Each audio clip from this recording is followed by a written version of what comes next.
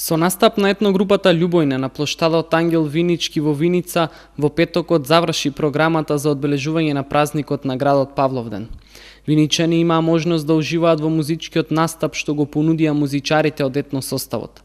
Плоштадот во Виница беше целосно исполнет и представуваше централно место за забава и дружба на различните генерации, кои до доцните вечерни часови под отворено небо се забавуваа и во еден глас ги пееа најголемите хитови на етногрупата Љубојна.